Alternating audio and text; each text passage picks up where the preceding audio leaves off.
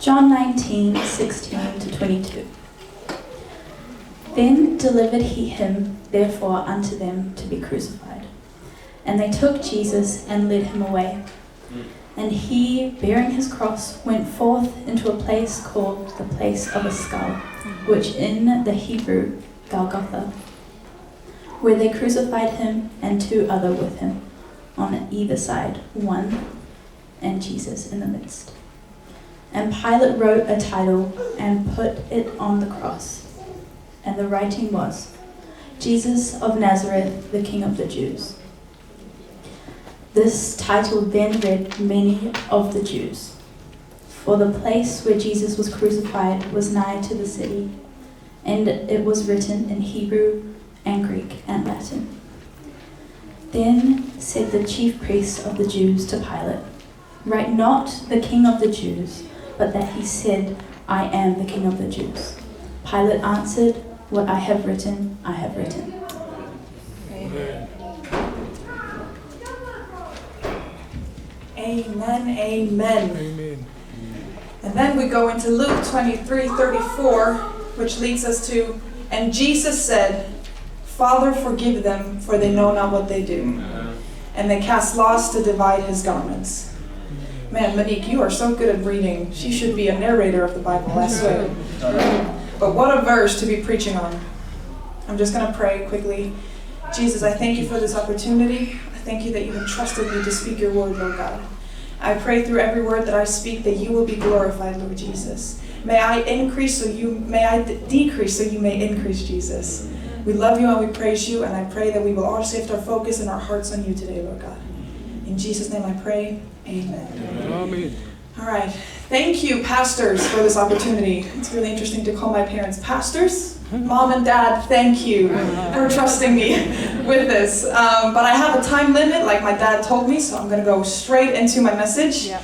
Now, I have titled my message, the title, What's Spilling Out of You? Oh, come on. What is spilling out of you? Now, I want to do it just like on a Sunday morning. Turn to your neighbor and say, what is spilling out of you?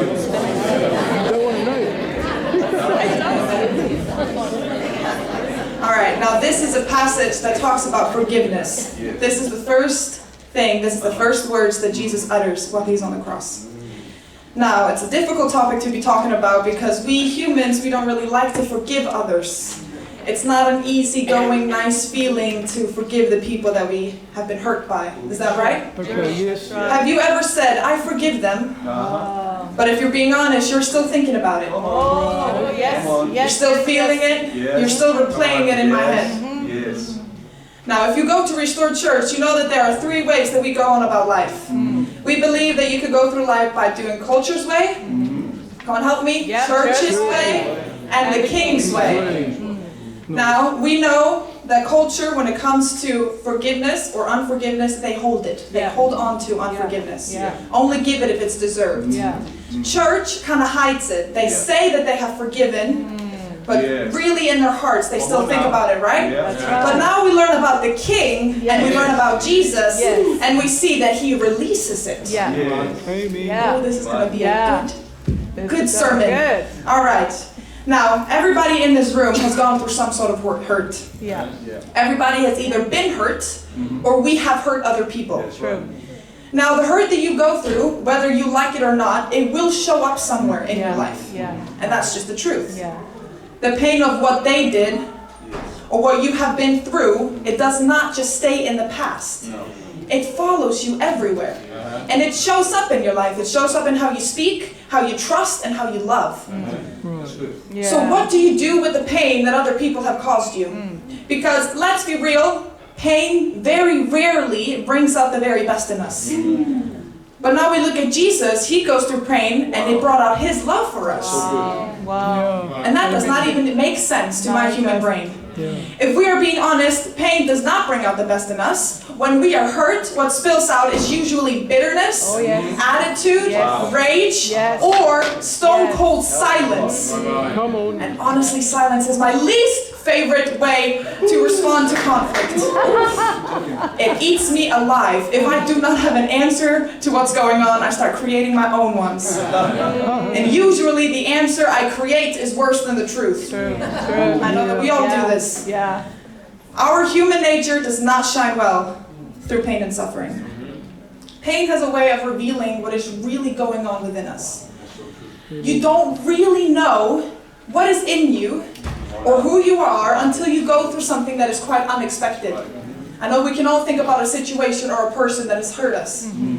You don't really know what is in you until someone you trusted, somebody you thought was for you, hurts you. And that's when we, you and I, stand in pride and say, oh, I could never do anything like that. I could never do that to someone. How dare they do something like that? That's called pride. But we Christians, we never do that, right? We're so holy, we're so good, we're so righteous. We are so good at identifying the pride in other people, but sometimes we forget that we stand in it. Oh, that's good. But the truth is, let me tell you, the truth is you have absolutely no clue what you are capable of until you go through what some people have gone through. You do not know what you are capable of until you are all of a sudden under pressure. You have to be careful because pain has a way of pressing things out of you that you did not even know were there. It's like holding this cup of water. Okay, I'm going to do an illustration. It's a cup full of water, right? And you're just minding your business, this is your life, and then someone bumps into you. Now there's water all over the floor. And I just want to say, why did you bump into me? Why did you have to walk like that? Look where you're going. Why did you touch me? Now I have to deal with this mess. Now I have to clean this. But the reality is, they never created the water that was in the cup. They revealed what was already in it. Are you getting what I am saying? If there was nothing in the cup, nothing would have spilled over. It wasn't until you got bumped that what was on the inside came out. This is good. I did not know that I could get so angry until somebody pushed me. Oh, wow. I did not know I could react like that until somebody hurt me. Somebody hits you with something so painful, and you're standing there and you're like, did that really just come out of me? I did not even know that was in there. This part hit me so deeply because I'm going to tell you the truth. I have messed up so many times. I have hurt people so many times, more than I would like to admit. And I will probably be hurting people more in the future, even though it is never my intention. But let me tell you, what do you do when you're all of a sudden the villain? There you go. What do you do when you're the one that messed up and you're the one that needs to be forgiven? What if you are the one that hurts others? Because we don't hear often about that in churches. We always talk about how we have been hurt. About the trauma that I have gone through. Come on, you're in the And what people have done to me. That's good. And all of those things are real. And all of those things matter. I'm not trying to invalidate that. But sometimes, and usually it's most of the time, we act like we are innocent in every single story. And my parents can testify to that.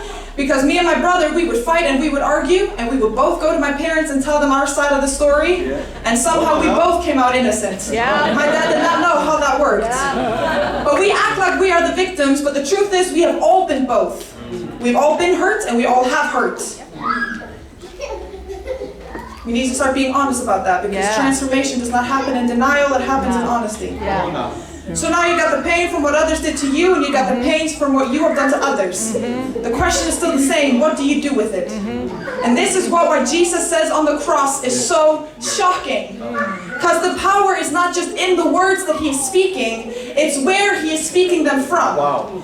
Jesus is not saying, Father, forgive them in a comfortable place. He's not on the beach with his toes in the sand or sitting on the couch watching Netflix.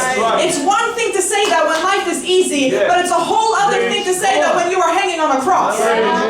His flesh was torn and he was whipped. Not by a normal whip, by the way. It was a whip called a Roman flagrum, which had a short handle, several leather straps, straps, and each one of those straps had hooks, metal hooks, and every time that they whipped him, it would rip open up his flesh. It would grab onto him, and it would reveal the muscle and the bones. Beard was ripped off, crown of thorns pressed into his skull. He stretched out wide, nails in his hands, and he says, Father, forgive them, for they know not what they do. Thank you, Lord. He's literally just struggling to breathe. People did not even speak on the cross because it was so hard to breathe. But here's our Savior, just before he suffocates, lifts up his voice and says, Father, forgive them. Thank you, Lord. Thank you, Jesus. I'm almost done. Jesus spoke 7 times before he died. The first thing he says is forgiveness. The last thing he says, Father, into your hands I commit my spirit. That tells me something, that nobody actually took his life. Come on. He laid it down. Don't get it twisted. You did not kill me. I gave up my life. He is God. So what is Jesus teaching us?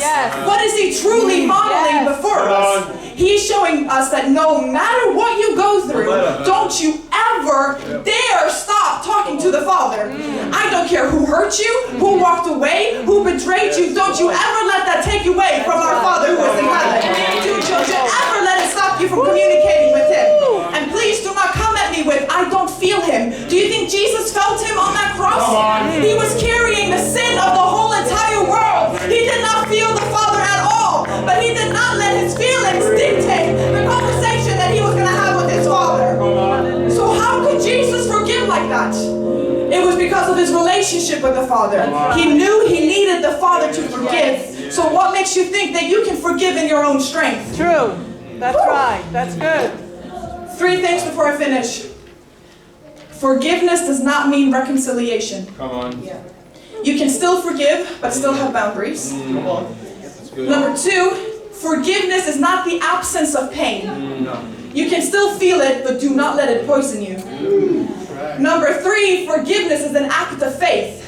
Because you are trusting that God can deal with them way better than you can. That's why God has the title of holy. That's why God has the title of set apart. Unlike any other. God is not like any man. And that is the difference. So the question is not whether pain will come or not, because it will. It will. The question is, when it does, what will come out of you?